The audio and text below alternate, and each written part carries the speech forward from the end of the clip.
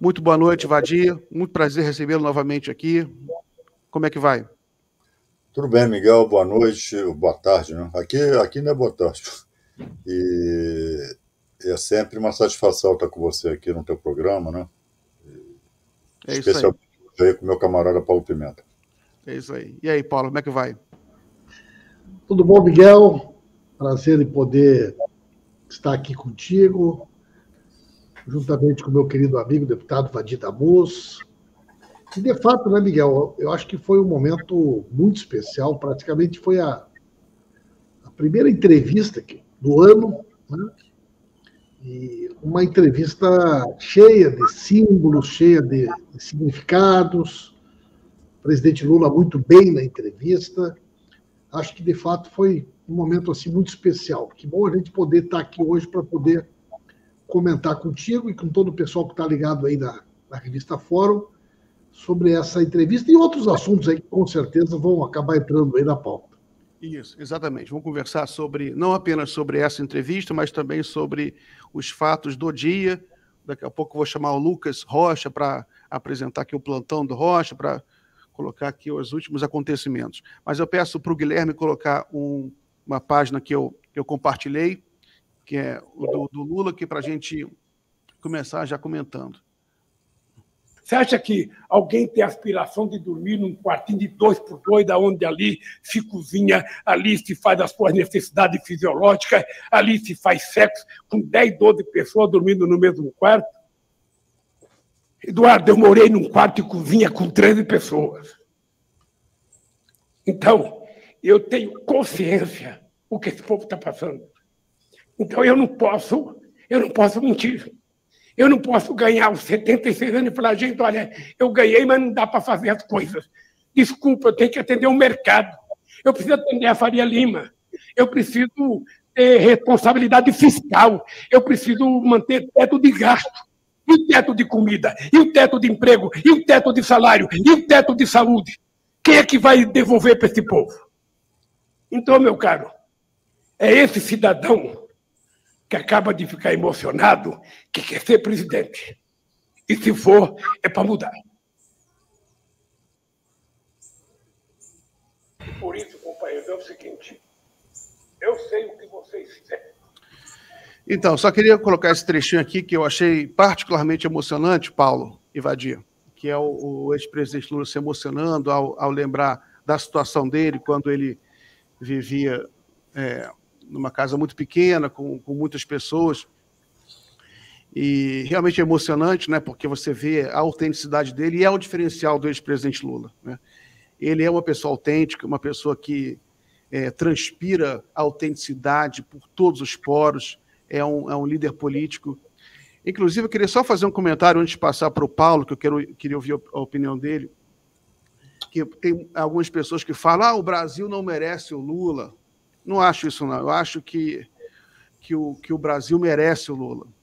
Eu acho que o Lula é filho do Brasil, né? Ele é uma pessoa que ele tem a grandeza que ele tem por ser brasileiro e por encarnar essa força do brasileiro.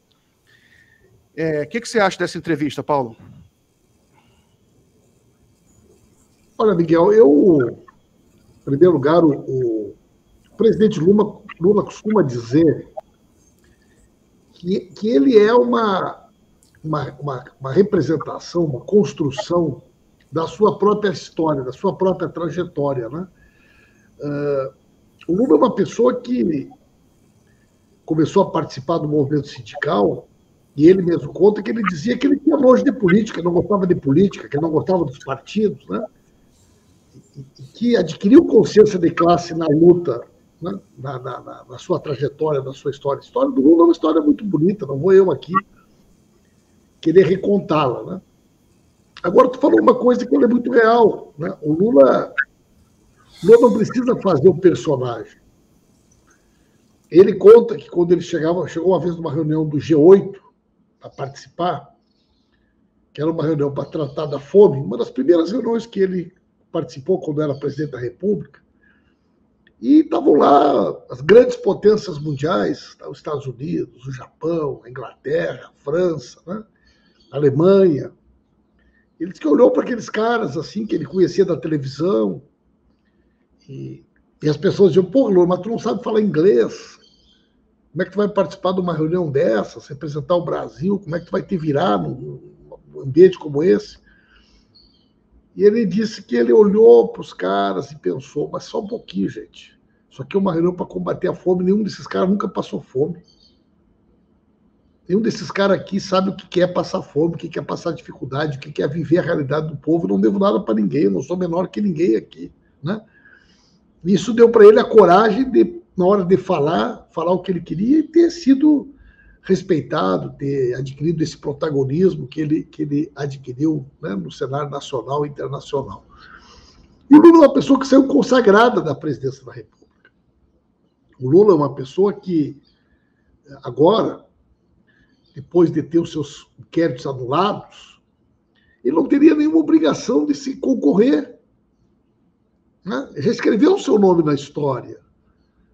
Já chegou mais longe que qualquer um poderia imaginar para um retirante nordestino que viajou 13 dias comendo farinha e rapadura, juntamente com um monte de criança, é a mãe, né? Então o Lula diz o seguinte, olha, se é para concorrer, se é para ganhar, é para fazer mais do que nós já fizemos.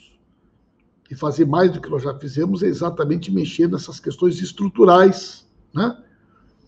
Que historicamente são, né, cicatrizes que o Brasil tem e que nós queremos enfrentá-las para combater a fome, a miséria, a desigualdade. Então, eu acho que o Lula ele expressa com muita força esse sentimento, esse compromisso com o povo brasileiro.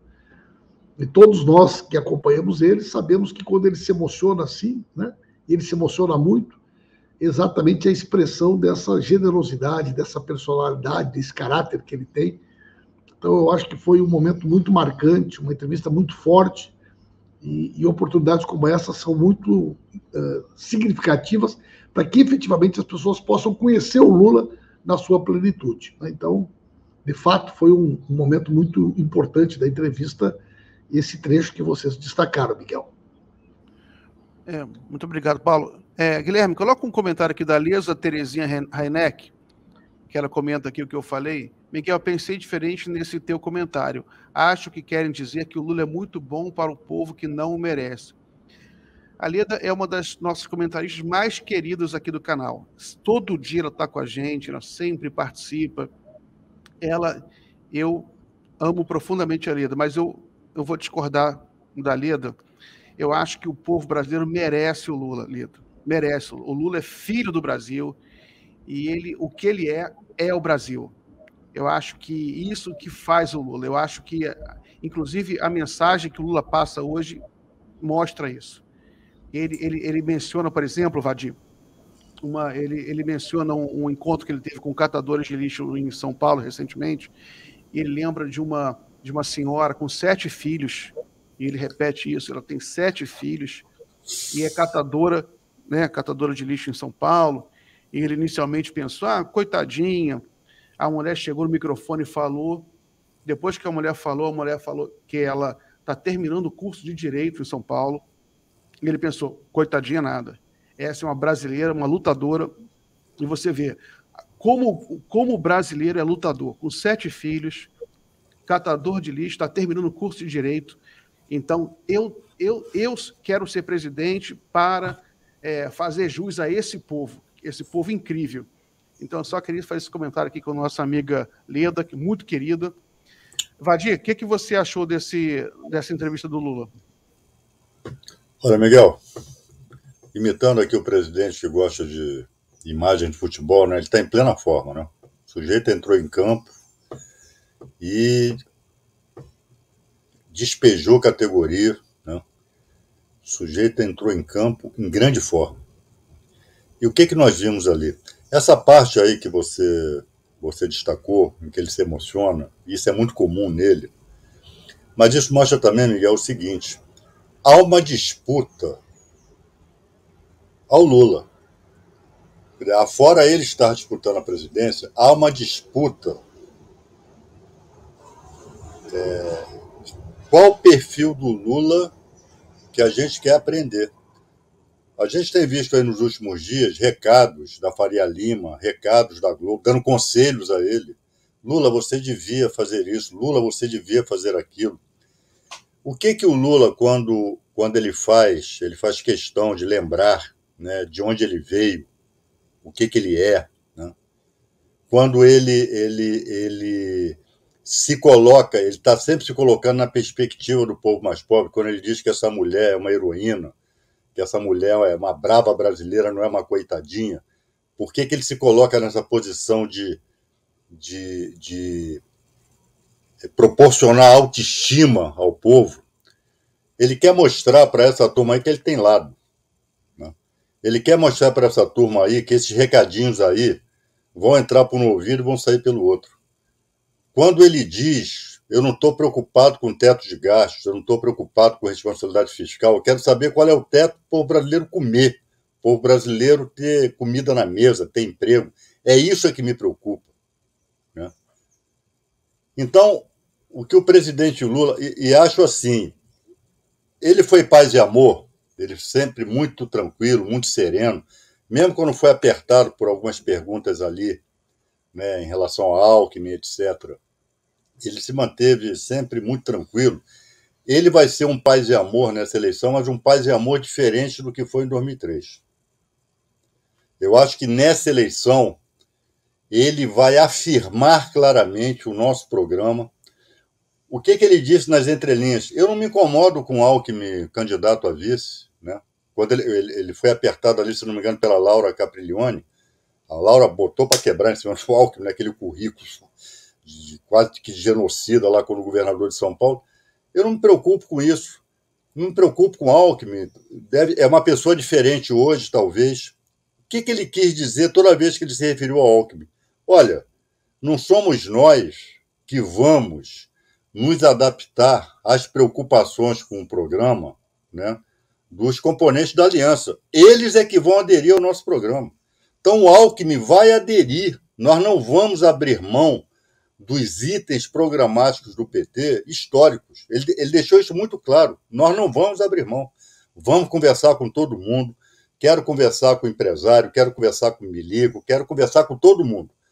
Mas nós não vamos arredar pé das medidas necessárias para tirar o povo brasileiro desse pântano de degradação em que Bolsonaro e os golpistas mergulharam o Brasil e o seu povo, né? Então, nesse sentido, o Lula ele não vai se apresentar, né, como... E disse, não vou perseguir ninguém, não vou ficar perdendo meu tempo respondendo a besteira de Bolsonaro, de Moro, etc. Eu vou dialogar com o povo brasileiro. Mas ele deixou claro, não vamos transigir com itens fundamentais do nosso programa. Porque isso é que ele quer dizer quando diz, e me dizia isso muito lá em Curitiba, o que ele repete como um mantra de lá para cá. Eu não vou para lá para fazer mais do mesmo. Eu vou para lá para fazer melhor do que eu fiz nos meus 2 primeiros mandatos. É para isso que eu estou me apresentando, né, como candidato, né? Então, o Pimenta tem toda a razão, né, quando ressalta, né, essa dimensão humana do Lula, que, aliás, é só comparar com o Bolsonaro, né? Nós vamos ter nessa eleição, rapaz, um energúmeno, né, um psicopata, um delinquente, e, de outro lado, um estadista que se compadece do seu povo e que fala da realidade do seu povo como quem vivenciou a realidade, como ele de fato vivenciou. Ele passou fome, ele não teve onde morar, ele foi desempregado, ele foi perseguido, ele foi alvo de preconceito, fato de ser nordestino, cabeça chata.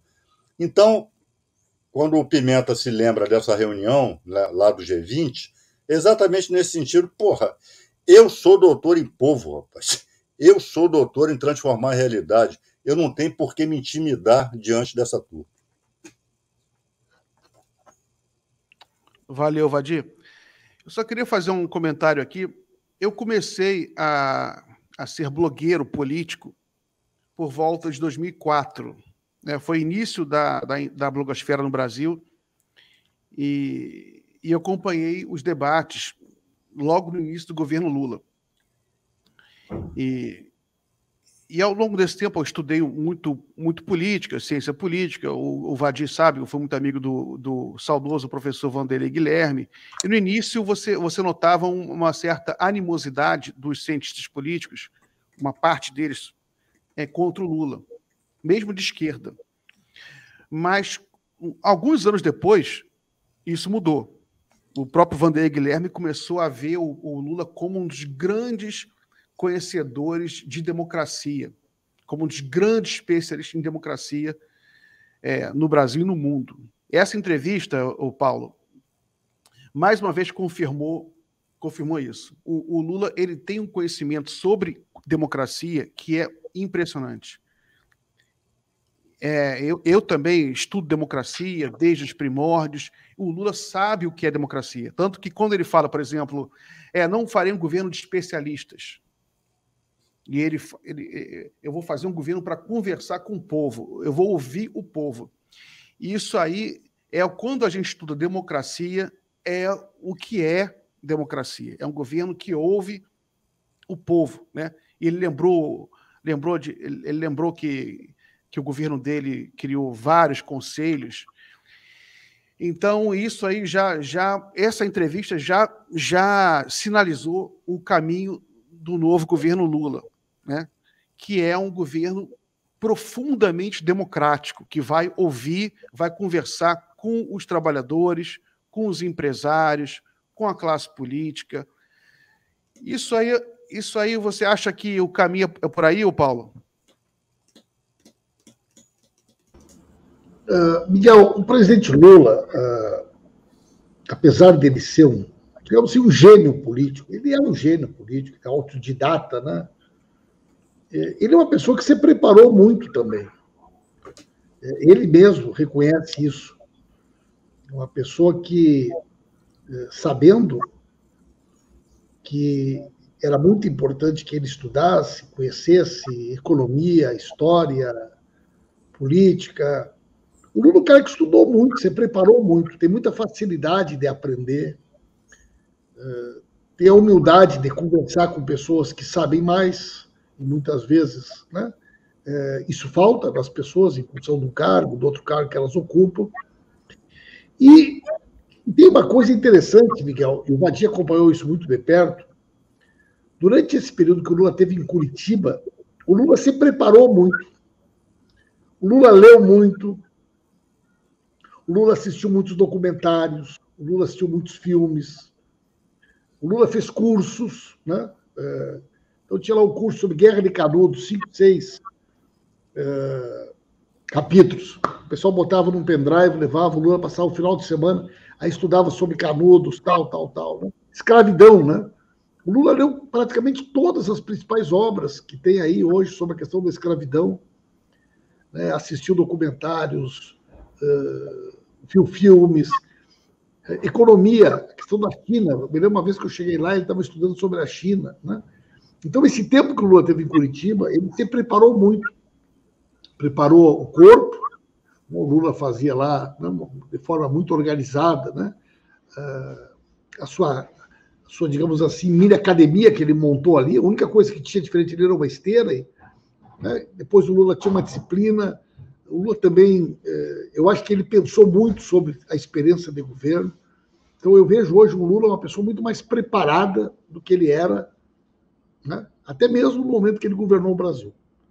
Acho que ele aprendeu muito, inclusive. Eu acho que esse processo da Lava Jato, pessoas que ele confiou, expectativas que ele tinha, que se frustraram, tudo isso é um processo muito intenso de preparação para a vida, né, para a história. Passar por tudo que o Lula passou, imaginar que o Lula estava lá, tinham mais 7 julgamentos, a probabilidade de que ele pudesse sair era muito pequena, jamais negociou a sua dignidade, jamais aceitou qualquer tipo de negociação para poder sair de lá sem que a sua inocência pudesse ser provada. E eu acho que isso também fez com que muitos preconceitos com relação ao Lula fossem se desfazendo, Miguel, né? Na esquerda, na centro-esquerda, na academia, né? A liderança internacional que o Lula tem hoje. Olha o que foi essa viagem à Europa. Eu tive a felicidade, a oportunidade de acompanhar o presidente Lula nessa viagem que ele fez agora na Argentina. A liderança internacional que o Lula se constituiu é algo formidável, é algo muito forte, né? Então, eu acho que o Lula, ele realmente se preparou para esse momento, né? Em todos os sentidos. Então, quando ele fala, tu vê que ele fala com conhecimento, né? Conhece economia como poucas pessoas, conhece geopolítica como poucas pessoas, entende essa lógica das relações internacionais, né? Tem uma visão muito clara de um projeto de desenvolvimento para o país, o papel soberano do Brasil nesse processo, o fortalecimento do BRICS, da Unasul, do Mercosul, a forma como ele vê o papel da América Latina, da América do Sul no mundo, é muito importante. Eu assisti uma fala do Lula, Miguel, agora, na Argentina. Ele falou lá na sede da CGT. 56 minutos eu gravei sobre a questão de como ele vê o tema do Mercosul, da Unasul, da integração latino-americana, né? Do ponto de vista econômico, do ponto de vista cultural, do ponto de vista político. Foi uma das melhores falas que eu vi do Lula, né, sobre esse tema, foi na Argentina esses dias. Então, realmente, eu acho que todo esse processo nos trouxe um Lula mais preparado, mais sensível, mais humano, mais humilde, ou seja, em todos os sentidos, uma pessoa melhor do que ele era antes de ter ido para Curitiba, Miguel. É isso aí, obrigado, Paulo. Pessoal, lembro que é muito importante para todos se tornarem membros do canal da Fórum.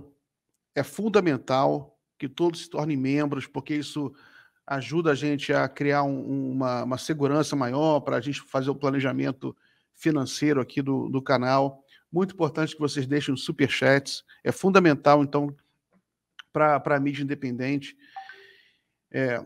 Vadir, essa entrevista também mostrou que o ex-presidente Lula ele é diferenciado não apenas em relação ao Bolsonaro, porque o Bolsonaro também é covardia comparar com o Bolsonaro, né? Qualquer um melhor que o Bolsonaro. Mas você tem outros candidatos, você tem o Sérgio Moro, tem o Dória, tem o Ciro. E uma coisa que chama atenção, por exemplo, Vadir, é que eu pensei isso hoje, vendo a entrevista, é que, por exemplo, o Ciro, né? Ele fala que tem um projeto econômico. Só que uma coisa que eu vejo que é o diferencial do ex-presidente Lula, que ele não apenas tem um projeto, como ele tem uma sensibilidade democrática de saber que não adianta você ter um projeto, você tem que ter um projeto que seja discutido com a sociedade. Ele é muito ciente dessa necessidade de discutir democraticamente com todos.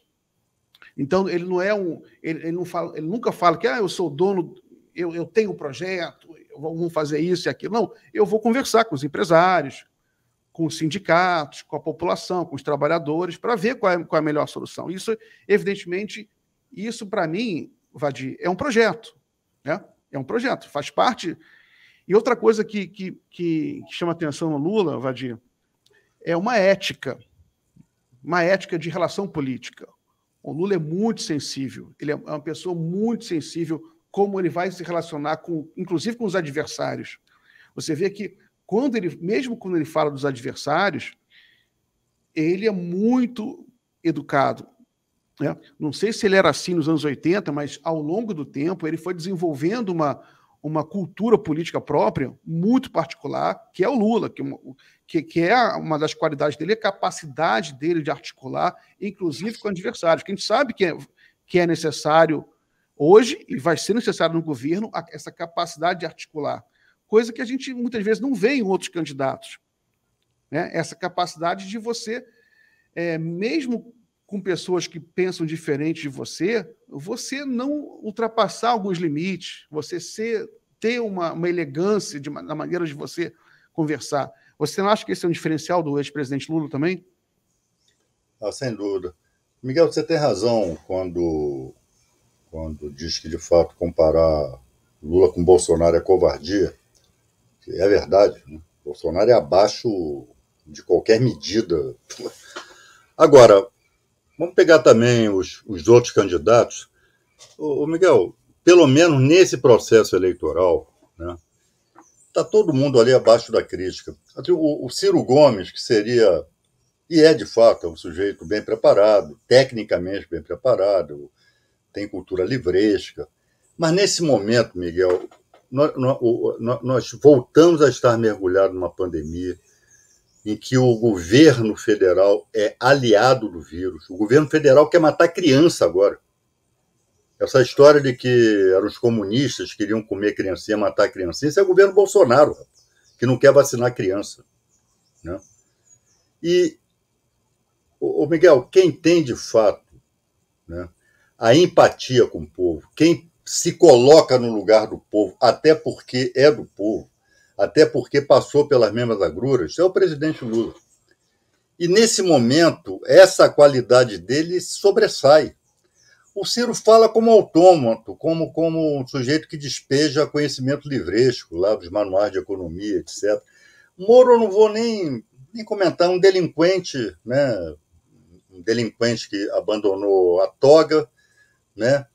E está se metendo aí nessa aventura, que para ele é uma aventura de eleição presidencial, que eu tenho minha jura, assim como Pimenta. Esse sujeito, eu tenho seríssimas dúvidas se ele chega até março como candidato a presidente. Né? Então, o que tem mais além disso? Não tem. Né? Então, a comparação, nenhum deles resiste a uma comparação com o Lula. Nenhum aí dessa lista de pretensos candidatos, de verdadeiros candidatos ou de falsos candidatos, nenhum deles não resiste a uma comparação com o Lula. O Lula, rapaz, ele tem... Eu acho que a outra personagem que se equiparava a ele, no sentido de ser um portador da história do Brasil, né, era o saudoso governador Brizola, que no dia 22 de janeiro completaria 100 anos, né, de nascimento. Aí, pessoal, fica aqui a nossa homenagem aqui ao saudoso companheiro Leonel de Moura Brizola. Era o Brizola, que tinha também essa capacidade, né, de empatia com o povo. Ninguém mais tem, Miguel. E nesse processo eleitoral, então, e nas circunstâncias que o Brasil está vivendo, o Lula vai nadar de braçada. Né? Não estou dizendo que vai ganhar a eleição, que vai ganhar no primeiro turno, não é isso. Mas do ponto de vista de qualidade, do ponto de vista de ter um candidato que cause orgulho. Quando os chefes aí de nações, né, os chefes de governo, começarem a assistir, a acompanhar o processo eleitoral brasileiro, porra, não tem comparação. Né? Quando o povo começar, de fato, a fazer o confronto, que isso vai acontecer quando a campanha eleitoral, de fato, começar, não sobra para ninguém. Não sobra para ninguém. Quem tem estatura, né, para acompanhar o Lula? E fechando aqui, Miguel, o Pimenta, com muita correção, estava falando, né, do preparo do presidente Lula. Eu, nesse período de Curitiba, eu convivi mais com ele até do que o próprio Pimenta, porque como eu era advogado dele, eu estava lá quase que toda semana. Rapaz, era um negócio impressionante. Eu ficava ali ouvindo o sujeito desfiar sobre a história do Brasil, sobre a história do mundo, sobre o Partido Comunista Italiano, sobre o papel da Revolução Russa, né, que fez mais bem, de acordo com ele, segundo ele, fez melhor para os europeus do que para a própria União Soviética. E rapaz, e uma frustração que eu tenho, e acho que todo mundo vai ter, é a seguinte: como não podia entrar com celular, não podia entrar com máquina fotográfica, a gente tinha que ter fotografado a biblioteca do... Ele montou uma biblioteca lá. E não era de livreco de autoajuda, não. Não é o que Sérgio Moro lê, não. Se é que Sérgio Moro lê alguma coisa. Livros das mais diversas áreas e dos mais renomados autores e renomadas autoras. E ele lia um a um e vinha comentar depois. E sempre com uma observação que te escapava. Se você leu, te escapava a observação que ele fazia. Ele é um leitor, inclusive um leitor arguto. Eu acho que o Lula lá atrás, quando ele ficava sacaneando, eu não preciso de ler, eu não preciso... Era gozação da parte dele. Né? Era gozação. É um leitor assíduo, atualizado com a temática contemporânea, né? E tem disciplina. E é um leitor disciplinado. Né? É uma pena que não se tenha catalogado, porque eu acho que isso seria um ótimo objeto de estudo, né? É entender por que o Lula, como o Lula montou aquela biblioteca. Muitos livros fui eu que levei para ele, eu acabei virando mensageiro de uma cacetada de gente. Diversos intelectuais aí que estavam lançando livro naquele momento me pediam para levar para ele e tal. A gente devia ter catalogado aquilo. Não tinha quem fizesse, eu estou falando aqui, jogando isso aqui a esmo, mas só para registrar. É uma pena que isso tenha se perdido, porque seria um fator de entendimento do que foram os dias do Lula, aqueles 580 e tantos dias, lá em Curitiba. Como eu equiparo o Lula nesse aspecto a Gramsci, né? Como ele se preparou para o cárcere, né? Como ele tirou proveito do cárcere. Ele tirou proveito do cárcere. Estou dizendo, não, sejam presos que vai fazer bem a todo mundo. Não é isso. Mas já que ele estava naquela adversidade, ele transformou aquilo em handicap, transformou aquilo em benefício para ele. Agora, para isso, você tem que ter uma força mental, uma força de vontade que não é qualquer um que tem. É isso aí, Vadir. Sabe que eu lembrei agora, Vadir, do Graciliano Ramos, em Memórias do Cárcere, no início da Memórias do Cárcere, que ele é preso. O Graciliano, ele revela o seu pensamento, né, no livro, que ele fica tentando se conter para não rir, porque ele fica lembrando do Dostoiévski, do Gramsci, né? Então fala, esses caras estão me prendendo, eles não sabem, eles estão me dando uma nova aventura. Mas, ao mesmo tempo, ele é irônico, é auto-irônico, né? Porra, eu não posso ficar alegre por estar sendo preso, eu sei que eu vou me ferrar e tudo, mas eu sou uma pessoa que não pode ser presa, né? Você não pode prender um espírito como um Graciliano, como um Lula. E, de fato, Vadir, quando você vê a trajetória do Lula, a prisão do Lula completa o mito, né? O pessoal chama o Bolsonaro de mito, mas o Bolsonaro não é mito de nada, né? Porque a prisão do Lula faz com que o Lula complete um papel do herói político, como a gente conhece na história, né? Que é perseguido, que é preso e depois se emancipa no final. Guilherme, eu coloquei aqui um vídeo compartilhado do Brizola, aproveitando que o Vadir lembrou do Brizola, que eu quero colocar, porque eu até já coloquei outra vez aqui na live, mas acho tão bom esse vídeo, vou colocar de novo aqui. Seus adversários políticos é de que o senhor não teria um programa de governo. O senhor eleito presidente da República, quais seriam as prioridades do seu governo? O que o senhor acha que tem que ser atacado prioritariamente hoje no país? Na verdade, é uma crítica infundada, porque a presença do Leonel Brizola, com as suas ideias, pelo que ele representa, já é o anúncio de um programa, de uma virada na vida brasileira. Agora, nós precisamos ver que nesse instante em que o país se afunda na crise, que o fracasso das suas elites, nós precisamos de grandes diretrizes. E vamos esmiuçar isso à medida que chegamos no governo ou à medida que possuímos dados, elementos para fazer. Mas o que, francamente, não me causa nenhuma impressão, nem ao povo brasileiro, são esses candidatos que se apresentam com um programinha impresso, não ouve ninguém, não ouve a população, reúnem uns tecnocratas aí entre quatro paredes e dizem, está aqui o programa. Um que até apresenta com um livrinho assim. Ora, programa desses, até por reembolso postal eu conseguiria. Ô, Paulo, o que você acha dessa fala do Brizola aí? Olha, Miguel, tive a oportunidade, claro que vocês do Rio de Janeiro também, né? Mas eu tive a oportunidade de conviver em diversos momentos aí com o Brizola, né? Na campanha de 89, quando o Lula foi candidato a presidente, eu já era vereador, muito jovem, e presidente do partido. E no primeiro turno, o Lula foi a Santa Maria. No segundo turno, o comício foi com o Brizola. Temos um comício histórico. Brizola e Bisol, lá em Santa Maria, nesse comício, né? Depois, em 96, lá em Santa Maria, nós fizemos uma coligação.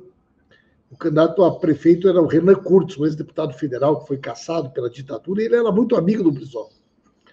O Brizola foi várias vezes a Santa Maria, né?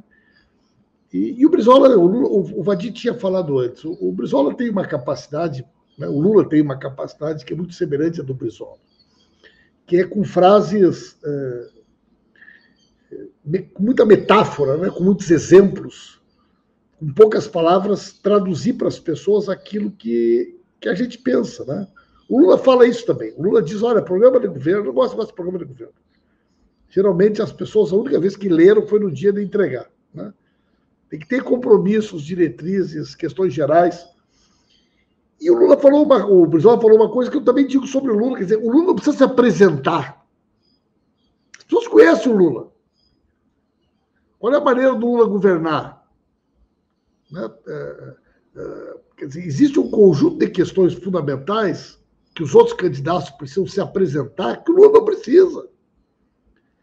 A confiança que os partidos políticos têm nele, as lideranças políticas têm nele, a tranquilidade que setores importantes do capital produtivo do país, porque já trabalharam com o Lula e sabem como é que funciona o Lula, né? Então, eu acho que tem muita identidade, assim, essa manifestação que o Brizola fez com as coisas que o Lula vem dizendo, né?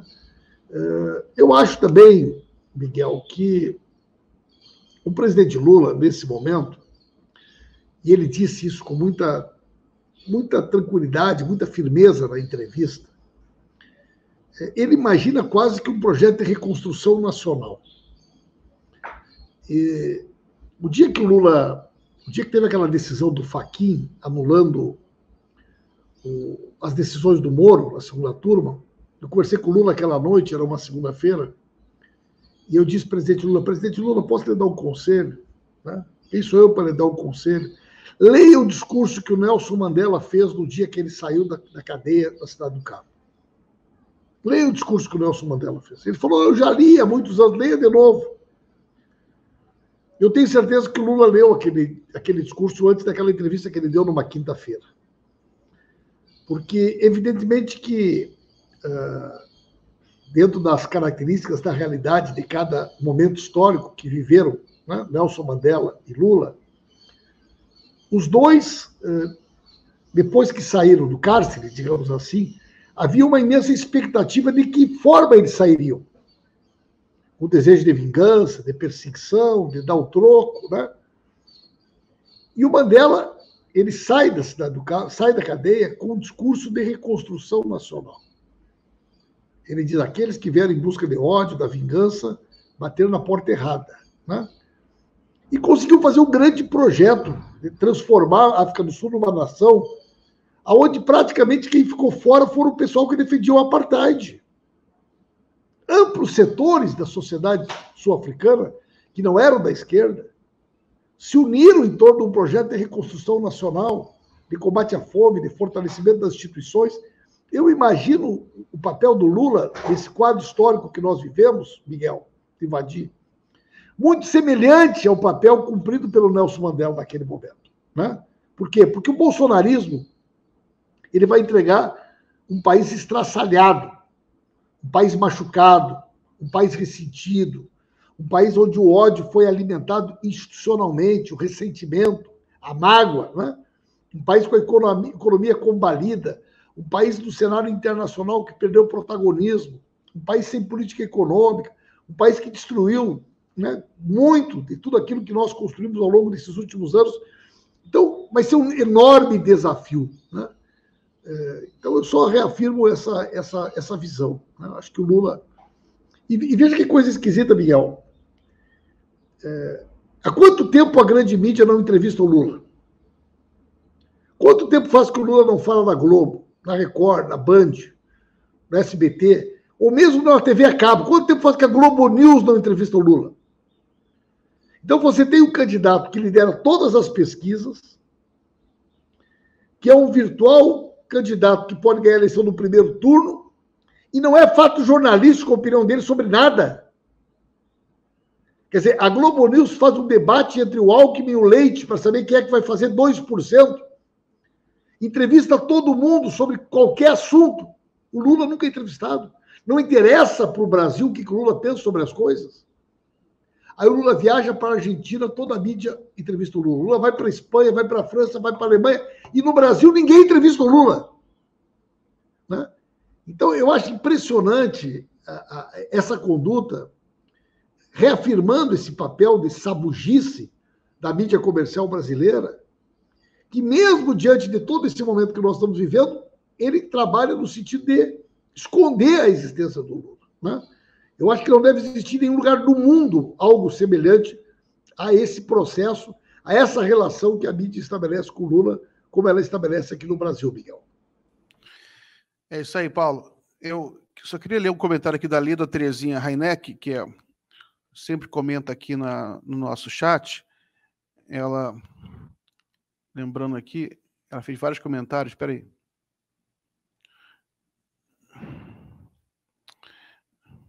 Ela fez tantos comentários que eu acabei esquecendo qual comentário que eu queria ler aqui. Eu vou chamar aqui o plantão do Lucas Rocha. Plantão do Lucas, para falar as últimas notícias. Tan. Boa tarde, Miguel. Boa tarde, Paulo Pimenta, o Adia, todos os atores que acompanham o Jornal da Fórum. Miguel, eu queria trazer a primeira notícia aqui do dia. O MBL, Miguel, decidiu ingressar no Podemos de Sérgio Moro e vai aí fazer parte desse partido para poder fortalecer essa campanha aí do Sérgio Moro, né? Chama bastante atenção esse ingresso do MBL no partido, né? O MBL estava meio dividido em alguns partidos, brigou com um, brigou com o outro, agora parece que vai embarcar no partido de Sérgio Moro, né? E no acordo teria aí a candidatura de Arthur Duval ao governo de São Paulo com apoio do ex-ministro de Bolsonaro. Então o Moro aí já vai ganhando esses seus adeptos no MBL, né? Fortalecendo essa relação que não é de hoje, né, Miguel? E, Miguel, eu queria também puxar aqui uma outra. No Rio de Janeiro, hoje, a gente teve a ocupação no Jacarezinho, uma revisão praticamente das unidades de polícia pacificadora, uma invenção aí do governador Cláudio Castro, sem qualquer planejamento apresentado, né? Não houve nem mesmo a divulgação de quais os objetivos que se quer com isso. E há críticas de especialistas, pedi para o Guilherme colocar aí as críticas da rede de observatórios de segurança, apontando que repete uma fórmula fracassada das UPPs e seria uma forma aí do governador, que deve buscar a reeleição com o apoio de Jair Bolsonaro, de tentar ganhar mais escopo eleitoral. Então, aí, uma medida eleitoral de Cláudio Castro. E, Miguel, só mais uma coisa, lembrar a todos e a todas que nos acompanham, que deixem um like, inscreva-se no canal. Quem puder se tornar sócio membro é muito importante aqui para a TV Fórum, né?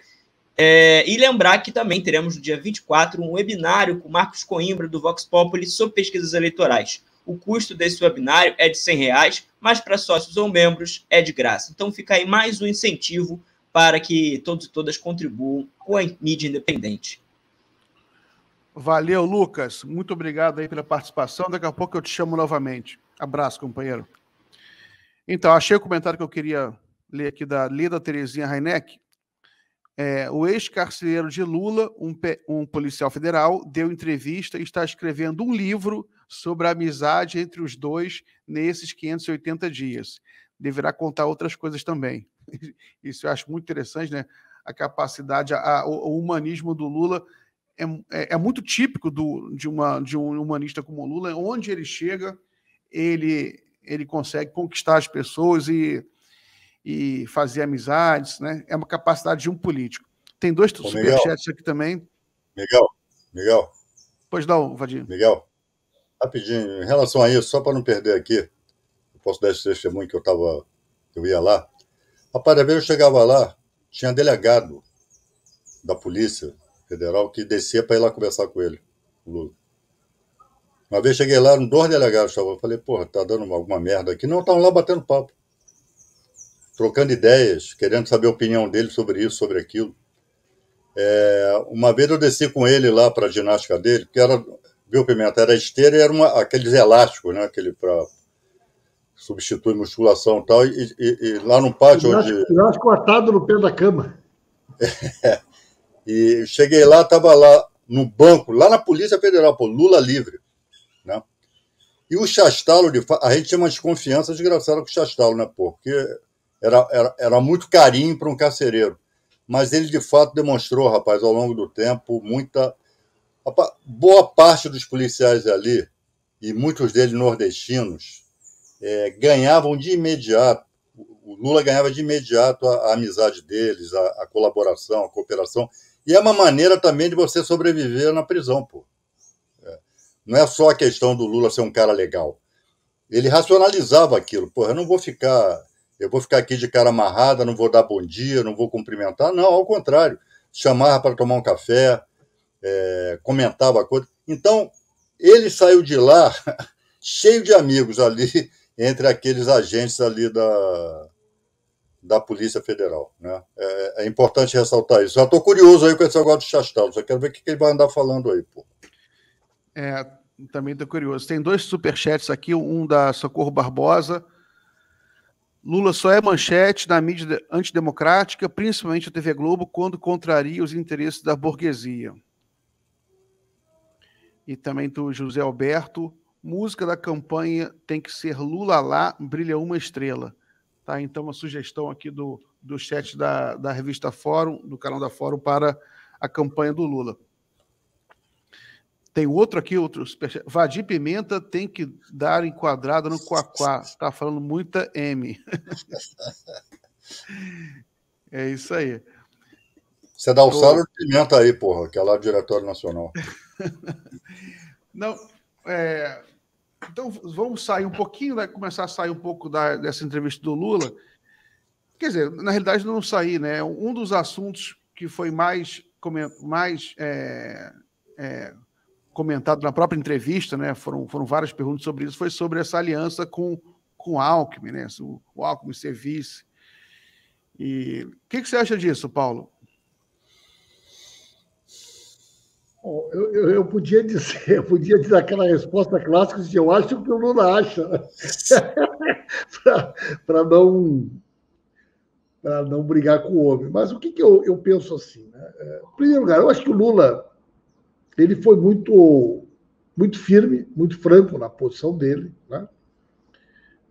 Ele não é candidato para marcar posição, ele é candidato para ganhar a eleição, e ele quer ganhar a eleição com capacidade de governabilidade e constituindo um programa, né, de mudanças estruturais na sociedade brasileira, e para isso ele precisa ter um respaldo, um apoio social que vá além dos partidos que tradicionalmente estão conosco. Né?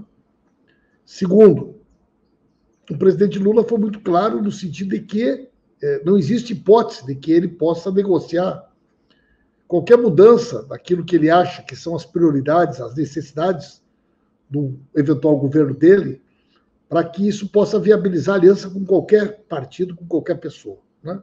Os compromissos do Lula com a democracia, no combate à fome e à miséria, com a soberania, com a América do Sul, com a Unasul, com o povo pobre, com a inclusão dos mais necessitados, com as mulheres, com os negros, com os indígenas. Não há hipótese do Lula negociar uma vírgula daquilo que motiva ele, inclusive, para a hipótese de ser presidente. Agora, nós temos que pensar o Brasil como uma totalidade. Nós temos que pensar os estados, nós temos que pensar uma aliança que envolve outros partidos além do PT. E hoje é verdade que o Geraldo Alckmin se tornou uma peça desse processo. Né? Se desfilou do PSDB, claramente tem estabelecido um diálogo no sentido de abrir um canal, né, de reflexão sobre temas importantes da conjuntura nacional, e eu, particularmente, evidentemente, que não alterarei nenhuma vírgula da minha posição, da minha opinião sobre a candidatura do Lula, se eventualmente o Alckmin acabar sendo um vice. Né? Agora, veja bem, Miguel, eu tenho dito para o pessoal mais crítico, que eu respeito muito e acho que existem muitos argumentos para fazer as pessoas pensarem, muitos. Então, eu não quero aqui deslegitimar as dúvidas, as preocupações muito corretas que os companheiros e companheiras fazem. Né? Agora, imagina o seguinte. Vamos imaginar o seguinte. Qual é o ponto de corte para a gente estabelecer com quem a gente está disposto a conversar para um projeto na próxima campanha ou um projeto no próximo período para o Brasil, Miguel? Qual é o ponto de corte? É o golpe contra a Dilma. Esse é o ponto de corte. Bom, Mas o PSB pediu voto a favor do impeachment. Boa parte do PDT votou pelo impeachment. Né? O PSB, que é hoje talvez o mais importante aliado desse debate nacional, o Flávio Dino está lá, o Freixo está lá. Então, se nós formos dizer assim, nós não vamos sentar com ninguém que vacilou nesse momento histórico, com quem a gente conversaria? Ah, não, o ponto de corte não é esse. O ponto de corte é a Lava Jato. Nós não vamos sentar, não vamos conversar com ninguém que tenha apoiado a Lava Jato. Com ninguém que tenha vacilado, ninguém que tenha chamado o Moro de herói, ninguém que tenha ido em jantar na casa do Marcelo Bretas, ninguém que tenha tirado foto dando apoio ao Marcelo Bretas, né? Ninguém que tenha feito live com o Dallagnol. Se nós estabelecer esses dois pontos de corte, o golpe contra a Dilma e a Lava Jato, quem que sobra para nós conversar? Quem que sobra para nós conversar? Boa parte do PSOL apoiou a Lava Jato. Né? Setores importantes da esquerda, especialmente no Rio de Janeiro, apoiaram a Lava Jato, apoiaram o Moro, apoiaram o Dallagnol, apoiaram essa turma toda. Quando eu e o Vadir fomos da CPI da JBS, Miguel, e nós dois fomos da CPI da JBS, porque ninguém quis ir. Nós fomos por exclusão. Porque era uma CPI que questionava algumas das atitudes do Ministério Público Federal. O maior embate que nós tivemos são com companheiros e companheiras que hoje estão aí, né, tirando foto com o Lula. Então, meus queridos companheiros e companheiras, eu acho que a gente tem que pensar a complexidade, a delicadeza desse momento, considerando todas essas questões que o Lula trouxe para nós hoje. E, no fim das contas, se ainda assim as pessoas acharem que esses argumentos não são suficientes, eu pergunto o seguinte, tudo bem, mas vamos fazer o que se o Alckmin for o vice? Vão apoiar o Moro? Vão apoiar o Bolsonaro? Vão deixar de apoiar o Lula? Não vamos, gente. Eu assisti boa parte desse debate sobre o José Alencar. Eu vi muitos companheiros e companheiras valorosos que diziam que horror! O cara é senador do MDB. Que horror! Ele é o dono da Coteminas. Ele é presidente da Federação das Indústrias de Minas Gerais. E naquela época ninguém conhecia o José Alencar. Ah, não, o José Alencar era um homem íntegro. Ah, o José Alencar. Ninguém sabia quem era o José Alencar. E o vice ter sido José Alencar impediu que o Lula fizesse qualquer coisa no governo? Né? Então, companheiros e companheiras, eu confio na sensibilidade do Lula, na decisão do Lula. Ele sei que ele vai decidir aquilo que for o melhor para o PT e para o país. E se eventualmente ele decidir, né, sendo o Alckmin o vice, eu vou estar integrado da mesma forma na campanha, ajudando o Lula a ganhar essa eleição e ajudando o Lula a governar. Miguel. Valeu, Paulo. Vadir, o que você acha desse apoio do MBL ao Sérgio Moro? Você acha que vai fazer alguma diferença? Rapaz, é o que Só uma dúvida, eu fiquei. O Kim Kataguiri também está nesse esquema do Podemos ou não? Sim. Ele declarou que vai entrar no Podemos para apoiar o Sérgio Moro. Rapaz, isso me lembra um publicista do Rio de Janeiro, Evaristo Moraes, né? Se referindo às alianças políticas da época, que ele chamou de Liga de Matérias Repugnantes. Então, essa coisa aí de MBL e Sérgio Moro é Liga de Matérias Repugnantes. Ambos os segmentos, ambas as dimensões são o que há de pior, né, juntamente com Bolsonaro, na política brasileira. Então, é jogo de soma zero. Isso vai apenas acentuar o perfil fascista de Moro. Né? Moro é um fascista, Moro é de extrema direita. Eu e Pimenta, a gente tem feito muitos programas juntos, né? A gente tem dito, eu tenho dito lá nos nossos diálogos, né? Moro não é Vamos convidar o Miguel para fazer uma live lá na nossa página qualquer hora. Vamos. Miguel está convidado. Aceito com o maior prazer. Agendar de hora só agendar Lá a de gente hora. fala de futebol, lá a gente fala de tudo um pouco. Fala de tudo. Mas a gente tem dito, né? Eu fiz umas publicações nesse sentido. Moro é a segunda via de Bolsonaro. Rapaz. Moro é a variante ômicron de Bolsonaro. Né? Bolsonaro é o vírus, Moro é a variante. E aí eu acrescentei ontem lá com Pimenta, e Lula é a vacina. Pronto, é essa tríade. Então, essa junção aí de Moro com. Agora, isso acentua o caráter fascista de Sérgio Moro, que é um fascista de extrema-direita. Né? Ele, em algum aspecto. Ele só não é mais deletério que o Bolsonaro, porque não é ele o presidente da República. Agora querem fazer um perfil corajoso do Sérgio Moro, viu? É. O Sérgio Moro respondendo para o Lula hoje. Com aquela voz de Moro carinho, que não faz debate, não vai fazer debate com ministros, só quer debater com o Lula.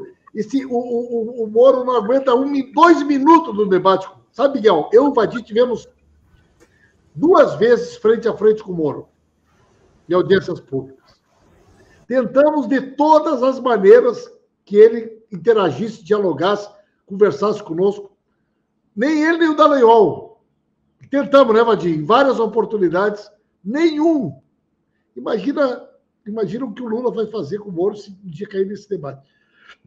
Agora, sem dúvida alguma, eu quero ver se aquela turma que estava com o Dallagnol e o Moro, Vadir, explicar que agora eles estão junto com o MBL, hein? Rapaz, aquele período foi trágico, mas em algum momento... Tem que botar o Marcelo Bretas nesse negócio aí também. Aqueles momentos foram trágicos, mas houve passagens divertidas ali. Né?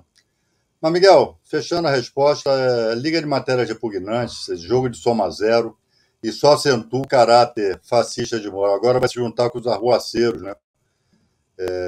De extrema-direita do MBL. Né? Isso, rapaz, Moro é uma excrescência. Né? Isso é uma excrescência. Vai se juntar com o que há de pior mesmo, é o que restou para ele, além de Bolsonaro.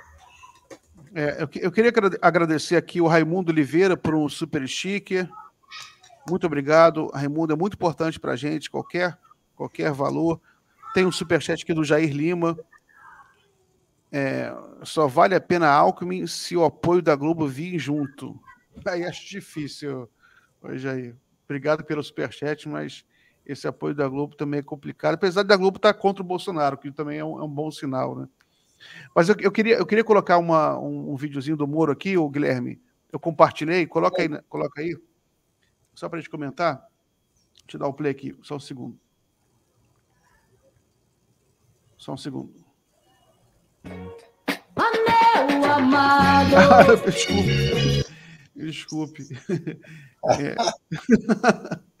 É porque é uma sátira. Esse é o videozinho, é que o Moro ele compara a Inglaterra com a Somália. Né? É um videozinho que o Moro fala que se a Somália tivesse as mesmas instituições da Inglaterra, né, seria tão desenvolvida quanto. Ele, evidentemente, produziu muita crítica, porque é uma imbecilidade sem tamanho. A Somália, inclusive, foi colonizada pela Inglaterra, né? Então, evidentemente, não é questão de instituição, são histórias diferentes. Né? Então, de fato, o que choca a ignorância do Sérgio Moro. Ô, Paulo, você acha que essa altura do campeonato, pelas pesquisas, você acha que o Sérgio Moro ainda representa algum perigo eleitoral para o ex-presidente Lula? Eu acho que o Sérgio Moro, eu não sou profeta, não entendo nada de horóscopo desses negócios, não sou que nem o Vadir, que acompanhava a mãe de Iná, ou não, é a Zora Ionara e Omar Cardoso, no tempo da Rádio Globo, do Rio de Janeiro. Mas eu fiz uma profecia, viu, Miguel? Que até março ele recua. Até março ele não tem condição cognitiva, não tem condição política, não tem condição intelectual de aguentar um debate com ninguém. O Lula costuma dizer, Miguel, que eles estão fazendo um Enem, né? Fizeram com o Luciano Huck, fizeram com o Dória, fizeram com o Mandetta, fizeram com todo mundo. E agora é a vez do Moro.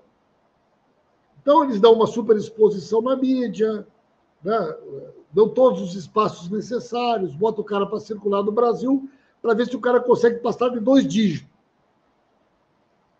A situação é tão dramática que dos 11 deputados do Podemos, 7 já manifestaram que não querem o Moro de candidato do partido. Hoje tem uma notícia que o Moro pode estar indo para a União Brasil, que é a aliança do PFL com o PSL. PFL com o PSL. Também. Então, não há nenhum risco, né? A minha opinião, Miguel, é até uma questão matemática, né? O Lula não fará menos que 45%. O Bolsonaro fará de 20% a 25%. Então, aí nós temos 70%. Você tem os brancos e os nulos. Você tem um pouquinho para o Ciro, você tem um pouquinho para o Dória, você tem um pouquinho para Simone Tebet. Não cabe 10 para o Moro na conta. Se o Moro mantiver, ele vai fazer de 6% a 8%. Né? Agora, vejam bem, o Lula com 45% dos votos totais, ele ganha a eleição no primeiro turno nos votos válidos. Então, eu entendo que nós vamos ter uma campanha onde nós vamos ter uma eleição polarizada, principalmente com o bolsonarismo. O Bolsonaro tem aí de 20 e poucos por cento, vai cada vez mais radicalizar o discurso, vai voltar a questionar a urna eletrônica, vai falar em melar a eleição, porque com isso ele mantém mobilizado a base dele. E o Bolsonaro aposta num segundo turno e criar uma guerra, uma crise total no país e tentar se viabilizar no segundo turno. Né? Então, eu, sinceramente, não vejo nenhuma hipótese de que essa eleição possa ser polarizada com a figura do Sérgio Moro. Já que falamos em Brizola, o Brizola dizia assim, quem conhece o Brizola, vota no Brizola. O Sérgio Moro é antítese.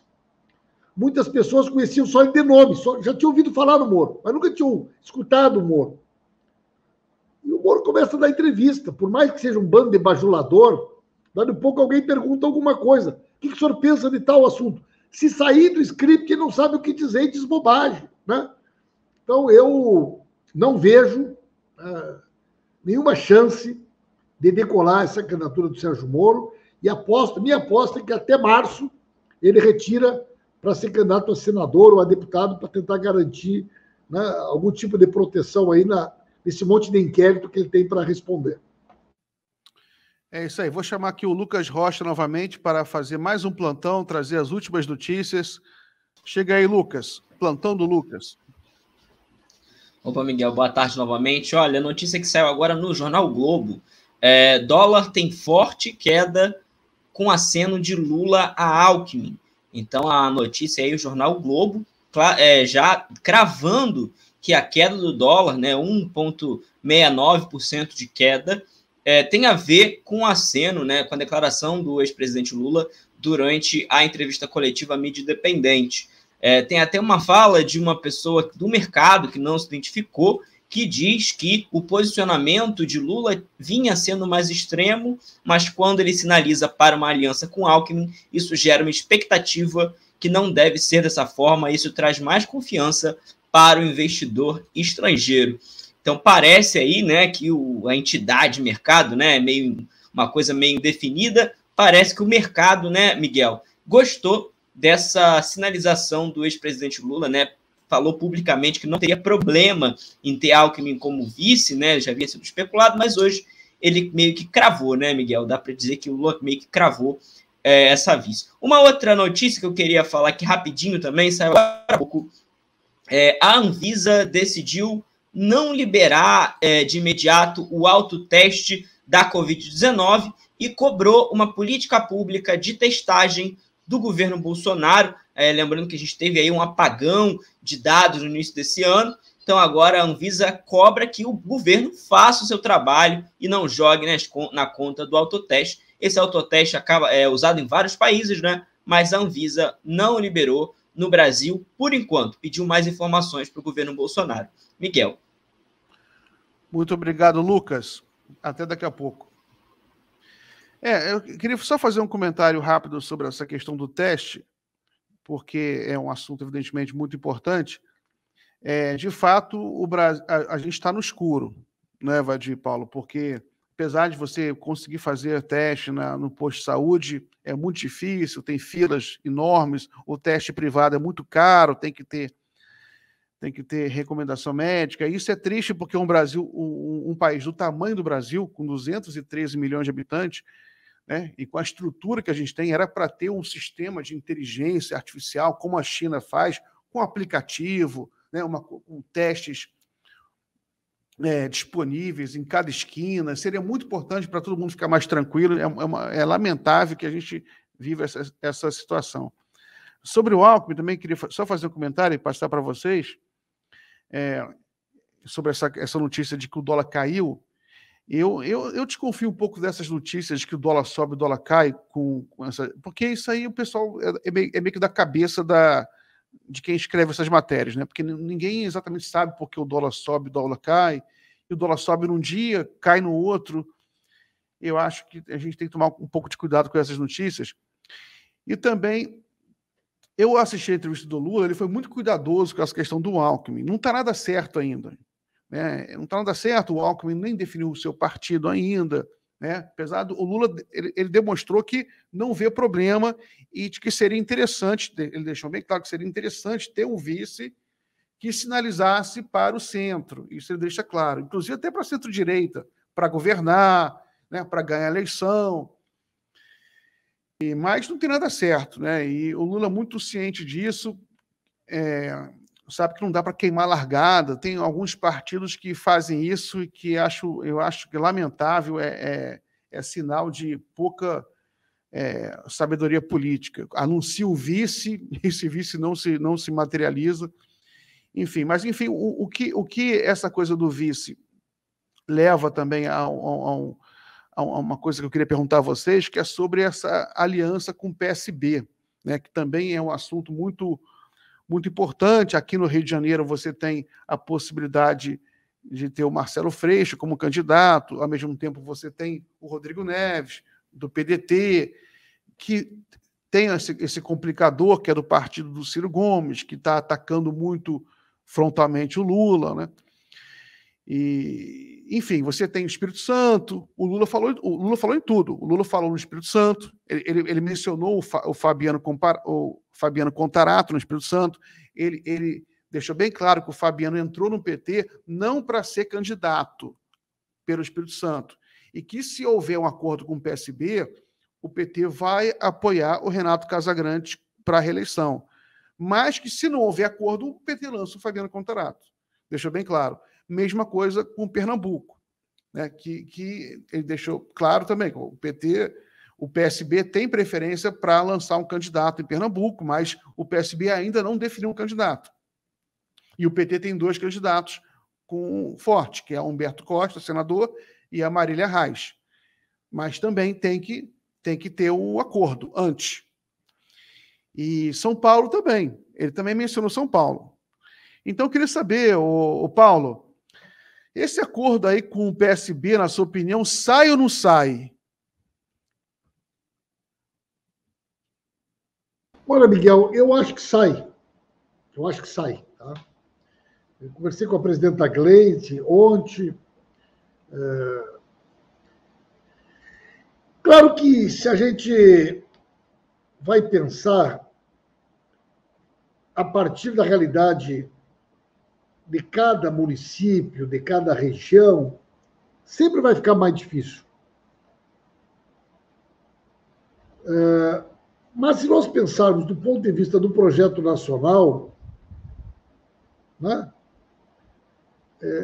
sem dúvida alguma, a importância da gente sinalizar uma unidade do campo popular, do campo progressista, para um projeto de país, para uma bancada de unidade a nível nacional, eu acho isso importantíssimo. Né? Então, eu vejo a movimentação da bancada do PSB, eu vejo a movimentação da bancada do PCdoB, eu vejo manifestação de lideranças importantes do PSB e do PCdoB, e sinto essa sensibilidade no PT também. Então, eu, sinceramente, acho que as coisas se encaminham para que essa unidade se construa, inclusive que o PV possa vir junto conosco. E você, Vadia, aqui no Rio de Janeiro, a gente viu notícias recentes que o PT falava em possivelmente lançar aí o siciliano, né, o André Siciliano, deputado estadual, para ser uma candidatura própria do PT ao governo do Rio. Isso já criou uma certa confusão, porque, afinal de contas, o Marcelo Freixo já vem articulando há um tempo para ser o candidato da esquerda. Tem o Rodrigo Neves também, que corre aí meio por fora, mas também é um candidato competitivo, respeitado. O que você acha das eleições aqui no Rio de Janeiro? Olha, Miguel, de fato, o Rio é sempre, rapaz, quando se trata de PT, é sempre o lugar mais complicado, né? Historicamente, o Rio de Janeiro sempre é um fator de imbróglio. Né? Nós sabemos que aqui no Rio o Freixo sofre restrições de alguns segmentos do PT. Alguns com viés do tipo, por que não se aliar ao governador? Por que não se aliar a Cláudio Castro? E outro com viés, assim, mais da esquerda, no sentido, o Freixo saiu do PSOL, mas o PSOL não saiu dele. Aquela coisa que nós temos com os golpistas da Dilma, né? Se tem relação Freixo, apoiou Lava Jato, apoiou Marcelo Bretas, apoiou Sérgio Moro. Então, há resistências. Não adianta a gente tentar tapar o sol com a peneira. Há resistências ao nome do Freixo aqui. O Freixo é um candidato valoroso? É. O Freixo pode ganhar a eleição? Pode. Eu não me associo àqueles que dizem, não, Freixo é o candidato escalado para perder no segundo turno. Ele não está escalado para perder. Ele pode até perder, mas não está escalado para perder. Você vê as pesquisas aí, ele está muito bem nas pesquisas, essa coisa toda. Agora, ele não unifica, nesse momento, ele não unifica o PT. O problema é que, muitas vezes, os métodos utilizados para você questionar a candidatura do Freixo não são os métodos mais democráticos. É a coisa da surdina, é a coisa da fofoca, é a coisa da intriga. Isso é ruim, né? Pode acontecer, o Rodrigo Neves, esses setores, por exemplo, que não abraçam o Freixo, topariam abraçar o Rodrigo Neves. Qual é o problema do Rodrigo Neves? Tem um nome, Ciro Gomes. Esse é o problema do Rodrigo Neves. Agora vamos imaginar que o Rodrigo imite o senador, o Everton, lá do Maranhão, que ontem falou, olha só, meu candidato é Lula. Não tem essa história de duplo palanque de Ciro Gomes, eu vou apoiar Lula. É o candidato a governador favorito para ganhar as eleições lá, inclusive contra o Flávio Dino. O Everton não é candidato para o Flávio. Se o Rodrigo imita o Everton, dá uma entrevista coletiva aí, olha só, meu candidato é Lula.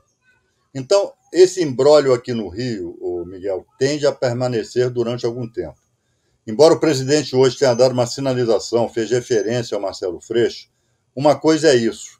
E o Lula, por mais que ele tenha uma liderança inconteste dentro do PT, mas ele não é o ditador e os militantes não são marionetes.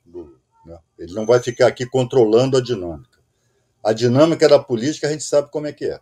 Né? Ela extrapola a retórica, ela extrapola o protocolo de intenções.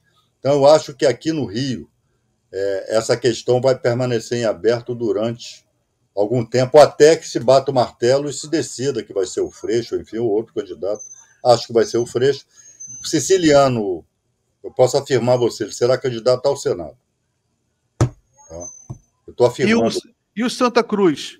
Não. Meu querido sucessor, meu querido pupilo, Felipe Santa Cruz, não. Ele vai, enfim, deve estar combinando alguma coisa lá com o Eduardo Paes. Né? Agora, o Eduardo gostaria que o candidato fosse André Siciliano. Num primeiro momento, ele queria que o Siciliano migrasse para o PSD, coisa que não vai acontecer e jamais se sinalizou com isso. E, segundo informações que eu tenho, o Eduardo Paes já estaria conformado em apoiar o André pelo PT. E eu acho que o Eduardo Paes, até pelas relações que ele tem com o presidente Lula, ele vai ser um personagem que vai ser ouvido aqui nessa questão. Eu acho que vai ser ouvido.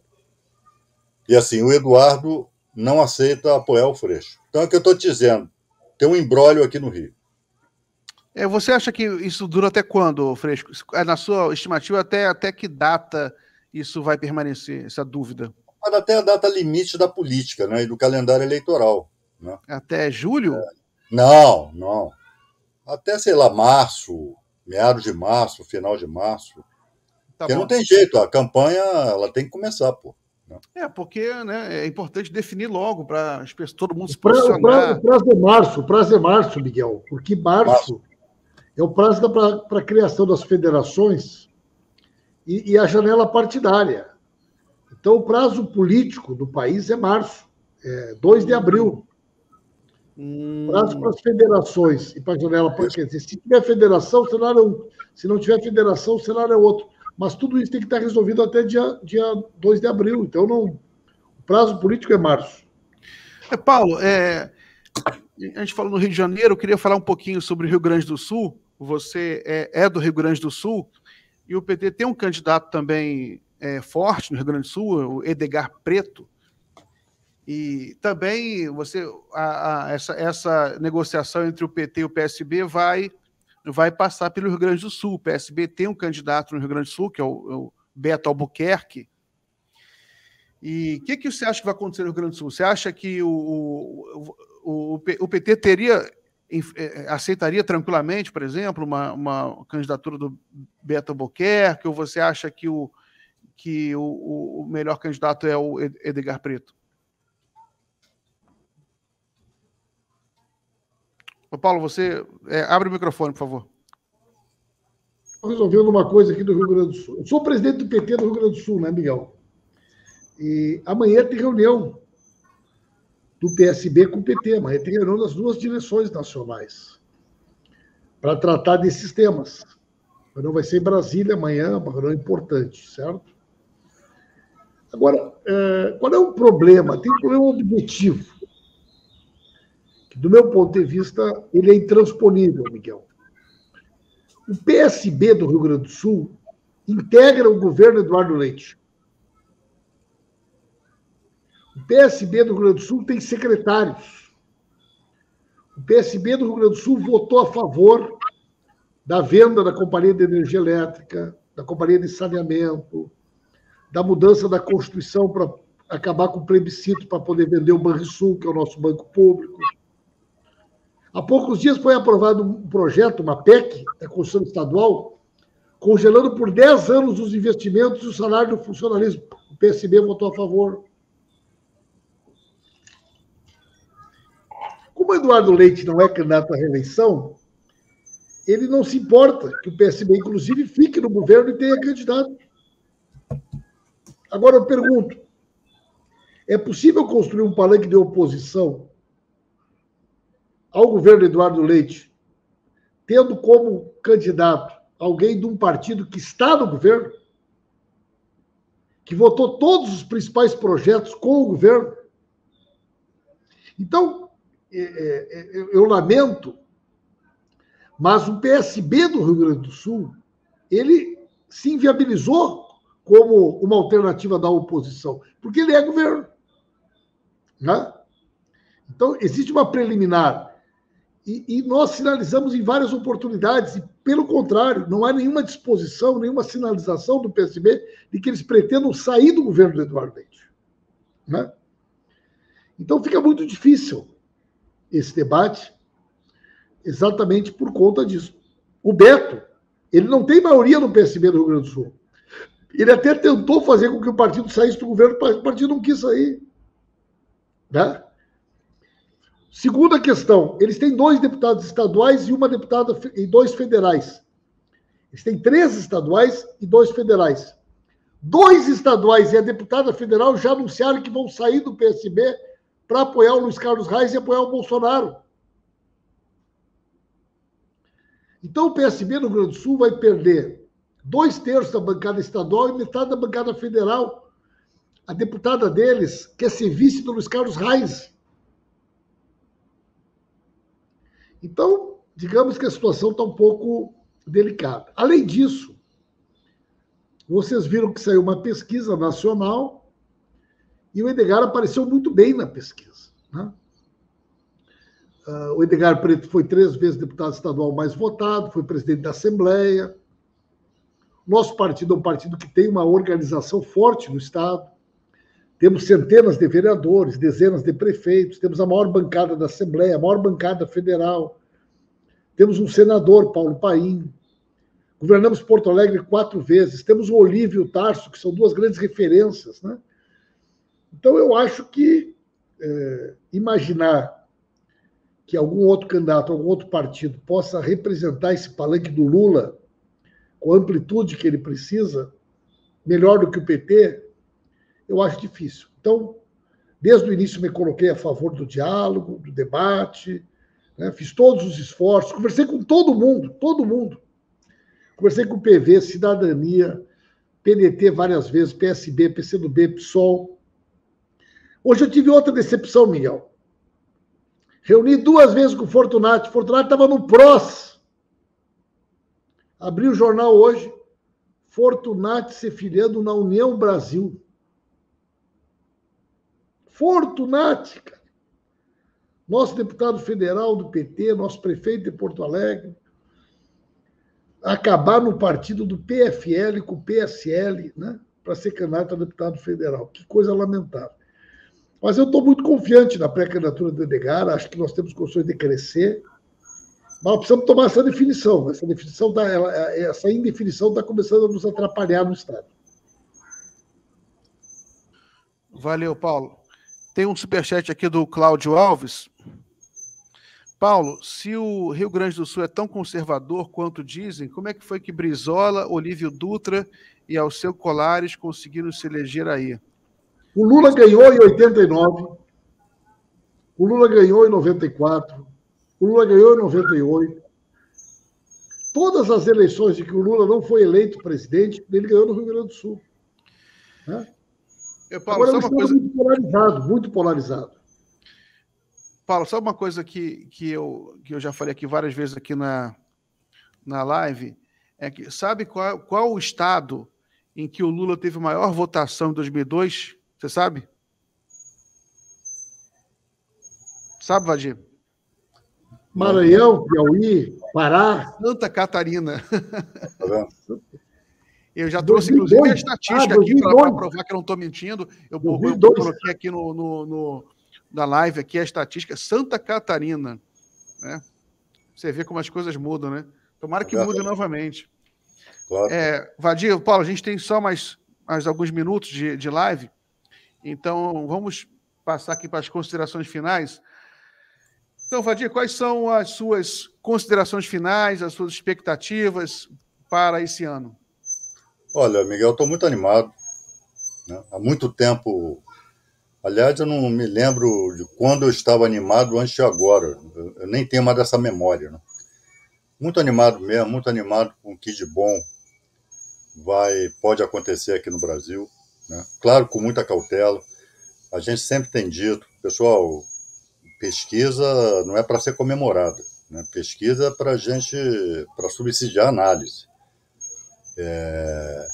É mais do que coerente que as pesquisas estejam dando que o Lula está na frente e tal, mas ele vai precisar de suporte popular para ganhar a eleição e para governar. Não é de Alckmin, não é do povo, assim como na Bolívia, como no Chile, né, como na Argentina. É o povo na rua, povo organizado, povo reivindicando e assegurando seus direitos. Né? Mas acho que o cenário é francamente favorável a essa perspectiva de mudança, então estou muito animado, né? Mas não basta esperar o dia da eleição, o dia 3, dia 2, sei lá, para ir votar. Né? A gente tem que estar mobilizado, né? E fazer acontecer. Né? Fazer acontecer. E no mais é isso, da luta, cabeça no lugar, né? Disciplina, mobilização. Acho que, no final das contas, nós vamos ir por último e por isso vamos ir melhor. Né? E, Miguel, obrigado aí pelo convite, estou sempre à disposição. Pimenta, abração, tá? Sempre bom estar contigo. Valeu. Pimenta, suas palavras finais aqui na live. Quero, em primeiro lugar, agradecer também, Miguel. Agradecer a ti aí pela oportunidade, pelo convite. Sabe que sou um admirador aí do teu trabalho. O Miguel foi a primeira pessoa que divulgou o áudio que nós fizemos com o Tacla Duran na Espanha, eu, Vadi. Foi ele que, com exclusividade pela primeira vez, mostrou para o Brasil a voz do Tacla Duran. Ninguém conhecia o Tacla Duran. Foi ele que... Estou tentando entrevistar ele, Paulo. Estou em contato com ele. Daqui a pouco vai ter surpresa aí. Vamos fazer uma live com ele, é um Vadi, viu, Miguel? Se não conseguir marcar a tua entrevista, a gente te convida para participar da live com ele, viu? Ah, me convida então, beleza.